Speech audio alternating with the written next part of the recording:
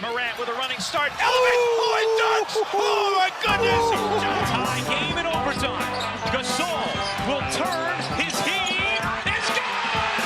Memphis on top. 7-10 remaining. Conley now with three. Count it! A 15-point lead for Memphis. And Blake Griffin gets into it on the floor with Randolph. Hard to tell if there are any punches being thrown under there, but Griffin took acceptance. Adams going long. Morant! He hit it! John Morant, insanity! You gotta be kidding me. Welcome to Grits and Grinds, a Memphis Grizzlies podcast. My name is Keith Parrish. The Grizzlies lost another preseason game, but the big news from this one, the only news that matters from this game, is that Jaren Jackson Jr. played. Jaren Jackson Jr. returned from injury a full week ahead of the earliest timetable that was laid out for the Grizzlies. So today on this episode, I'm going to talk about the preseason game, but mainly I'm going to talk about Jaren Jackson Jr. returning. Before we get into it, just a reminder, basically a last call. If you want to play in my negative fantasy league, it's going to draft in 2 days on Saturday, October 18th. Right now, 44 teams are in there.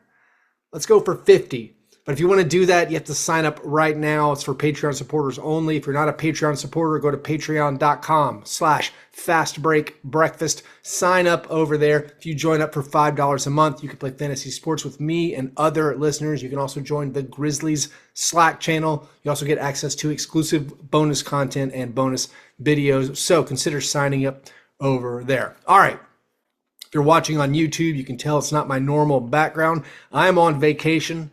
I'm in North Carolina. Actually, turns out I was only about 3 hours away from Greensboro, where the Grizzlies and Hornets played on Wednesday night. Also, by the way, my background, I'm not sure what it's going to look like in the next coming days and weeks. I'm moving after this vacation is over. So a lot of fun happening in my life as the NBA season kicks off. But the surprise news from the Grizzlies preseason game was that Jaren Jackson Jr.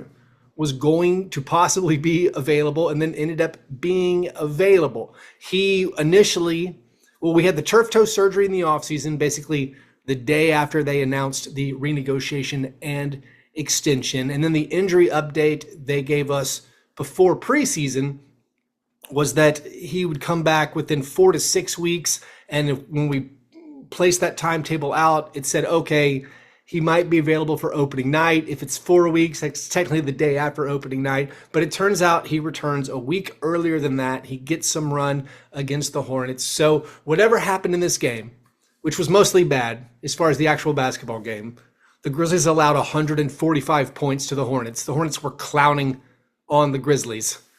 There were so many alley-oops in this game. There was very little defense from start to finish.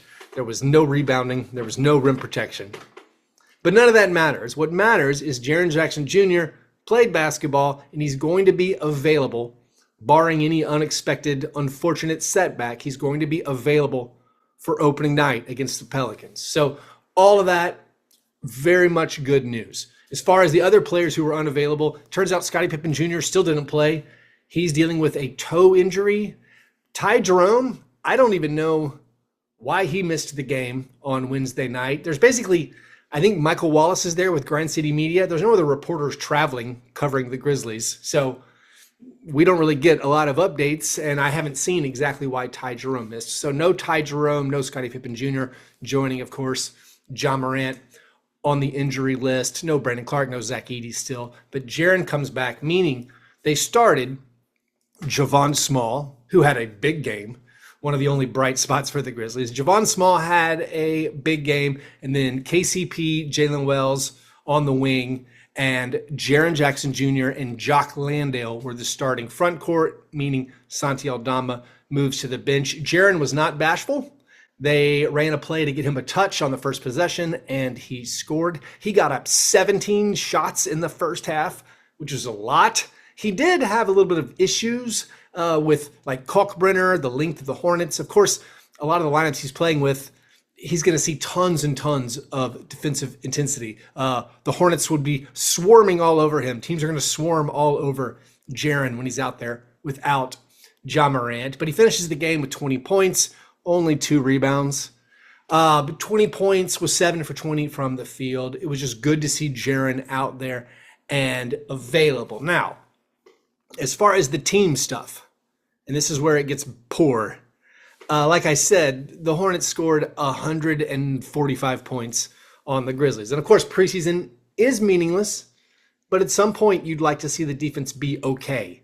And maybe that's never going to happen while this team is so short-handed. The team, of course, is depending roster-wise a lot on Ja Morant, a lot on Zach Edey, and then if there's no Scotty Pippen Jr., no Jerome, you're going to be very, very challenged. But I do think this team's hopes for being a good defense, there are enough question marks where now you're wondering, okay, is that even possible? There are certainly a bunch of good defenders on the team, led by Jaren. You think of Jaren as a good defender, and Jalen Wells as a good defender, and Kentavious Caldwell-Pope. But beyond that, I guess maybe Scotty Pippen Jr., I think good perimeter defender. But among the other guys who are going to play a lot of minutes, possibly, Ty Jerome and Ja, not good defenders. Santi Aldama, not good defenders. When Edey's not there, I mean, Jock Landale's not keeping a lot of guys in front of him. He's not protecting the rim. He's supposed to be out there as a defensive rebounder. There are a lot of, I think, issues on this roster, and maybe the defense is not going to turn out to be as good as we hoped. And also, a lot of defense is just, you got to get the defensive board. The Grizzlies finished this game with 22 defensive rebounds. That's terrible. Even if you don't consider pace or anything, that's a very low number. The Hornets had 19 offensive rebounds. The Grizzlies only had 22 defensive rebounds. The Hornets took 100 shots. The Grizzlies only got the rebound on 22 of them. That is apocalyptically bad. The Grizzlies for the entire preseason right now, they're 28th in the NBA in defensive rebound percentage. The Grizzlies made 26 three-pointers. That is astoundingly good. They were 26, I think, for 60 on three-pointers, which is great. The starting lineup was 16 for 30 on three-pointers, led by Javon Small. Javon Small made 5 out of 6 three-pointers. Jock Landale made 4 out of 5 three-pointers. Jock's career high and made three-pointers in a game is 3. Preseason doesn't count. But the Grizzlies made 26 three-pointers and still lost by 29. In their entire franchise's history, the Grizzlies have only had 2 games where they've made 26 or more three-pointers. This, of course, is the regular season or the playoffs. They won one of those games by 37 and the other one by 51. They made 26 threes and they lost by 29 points. And it wasn't just the fourth quarter thing. They gave up 111 points through the first 3 quarters. They were down at halftime. They did finish the first half on a nice, I guess, pretty good run to cut into the Hornets lead to make it single digits, but still, through 4 preseason games, the Grizzlies have the worst first half net rating in all of the NBA. And again, I like to reemphasize, yes, it's meaningless. The only thing that matters is that Jaren Jackson Jr. is healthy. But the signs of building up a good defense, not there at all. Tomas Isolo said it's a work in progress. He said after the game that preseason is for development. But I think it's fair if you're a Grizzlies fan to be nervous about the development of the squad. Are we seeing it on the offensive end? I would say no. I mean, of course, with all the missing pieces, what can you even take away? When Jaren's out there and the other guys on the court, it's PJ Hall and Javon Small and Cedric Coward. It's like, well, what does this even mean? What can we take from this? So maybe nothing. By the way, the one thing's maybe the benchmarks we're looking for the Grizzlies, they're not getting out in transition because, one, they can't rebound and they can't force turnovers.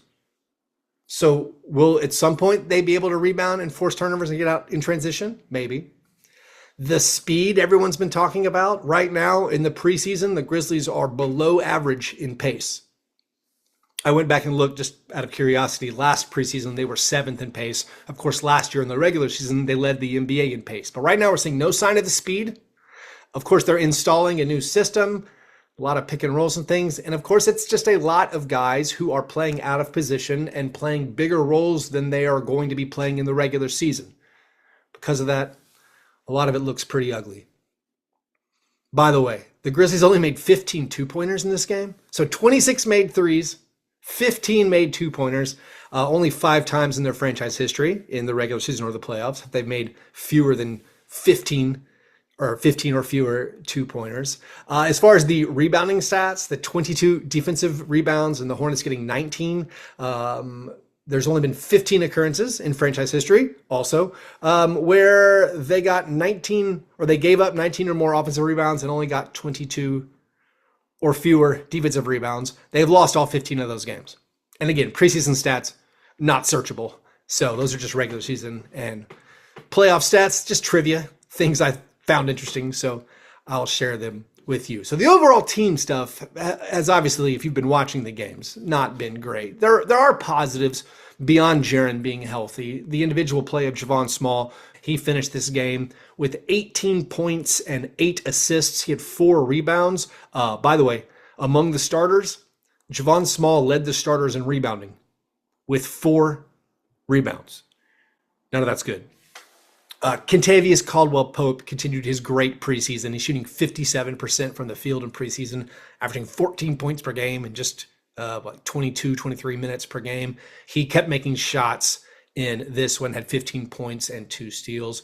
Jalen Wells has looked solid all preseason. He had a good game. The bench guys, and actually let's talk about Cedric Coward.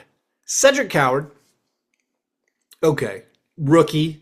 I think we like seeing his size and movement out there. Seems, I think, pretty positive. His rebounding has been okay. You could see him, like he got a putback in this one. That was nice offensive rebound. It's mostly bad though. The offense is a big negative for Cedric, except for the fourth quarters. And the breakdowns of this now are comical. Cedric Coward, I mean, if you want to be positive, you could say he's second on the team in scoring in the preseason. That's true. He has 43 points in 4 preseason games, averaging in double digits. However, 32 of those 43 points from Cedric have come in the fourth quarters. He's made 13 field goals this preseason. 10 of those are in the fourth quarters. The shooting breakdowns. All right, in the fourth quarters of preseason games, he's 10 for 21 from the field, 3 of 9 from the three-point line. In quarters 1, 2, and 3 combined, Cedric is 3 for 21 from the field and 0 for 15 on three-pointers. Again, 75% of his attempts are coming from the three-point line. The team is shooting a lot of three-pointers. The Grizzlies as a team right now averaging the most three-point attempts in the NBA in the preseason. I think it was 46 per game. I don't have that written down right in front of me. So Cedric putting some shots up. He is leading the Grizzlies in field goal attempts in the preseason. Second is Jalen Wells. Let's see. Cedric has 42. Jalen has 37. Santi Aldama has 31. Cedric's getting shots up, but the first 3 quarters so far have been really bad offensively for the lottery pick. And I don't know how much he's going to be available to positively contribute early in the year. I think he's going to get that opportunity, especially while Zach Edey's unavailable, that they're going to find a way, I think, to put him on the court to give him those reps. But it has not been that positive. Santi Aldama, who, by the way, congratulations, made the Ringer's top 100 players list. A little bit surprised by that. Santi Aldama, he had 5 points and 6 rebounds off the bench in 23 minutes. Not the biggest impact for Santi in this game or in the preseason. Not that preseason matters, but so far no signs in the preseason yet of Santi Aldama maybe taking a big leap this year. Vince Williams Jr., he made a few three-pointers. He line drived in some of his jumpers. So he finished with an okay stat line, 11 points, 6 assists, and 2 steals. It was a slow start for him, but I guess you could say a few signs pointing up for Vince after this game. John Conchar was scoreless in 15 minutes, but he did, however, get 18% of the team's available rebounds, or 18% of the defensive rebounds that the team got is actually more accurate. John Conchar pulled those down. That, by the way, 4 defensive rebounds. PJ Hall also scoreless in 14 minutes. Omax Prosper did not play. A healthy DNP coach's decision for Omax Prosper. That's a little bit interesting. I think maybe last episode I thought, well, with the lack of rim protection and the poor rebounding numbers, maybe this is a chance for Omax to play even more. Nope. I was wrong there, although the rebounding numbers were as bad as ever. So maybe next game we'll see some of Omax. They finish up their preseason. They have one more game against the Miami Heat. I mean, I think it's possible John Morant could play in that game. John Morant still, I mean, the expectation is he's going to play on opening night against the Pelicans. By the way, if you're in the Nashville area, I will be hosting a watch party over at Nobles East, or Nobles Beer Hall on Main Street in Nashville at 7 p.m. on Wednesday, October 22nd, opening night for the Grizzlies. Grizzlies versus Pelicans. I'll have a lot of new prizes. We have an opening night t-shirt we'll be giving away.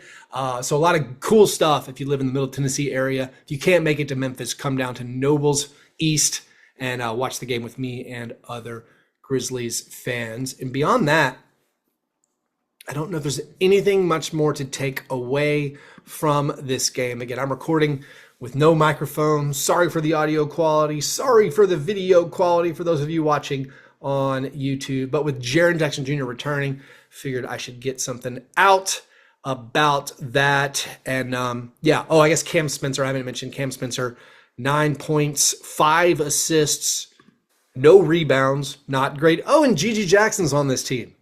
Gigi Jackson. No rebounds, no assists, no steals, no blocks. Made 1 3-pointer, turned the ball over twice. I just don't know. There's not a lot of optimism on the back end of this roster. Like Vince Williams and Gigi Jackson, I just don't know. I mean, Cam Spencer at least made his shots. I'm just not a big believer in Cam Spencer being a difference maker this season in the NBA. I don't know what to expect among the bench. It's going to be hopefully Cedric Coward makes leaps and bounds improvement as the season goes along. We will see. Anyways, that is all for today. The Grizzlies play on Friday, road trip into Miami, and then, hey, it's all about the regular season. We can get hyped for that. Anyways, thanks you guys for checking this out. Remember, if you want to play fantasy basketball, go to patreon.com/fastbreakbreakfast. This is your last opportunity to do that. All right, y'all have a great weekend. I'll talk to you soon. Go Grizz.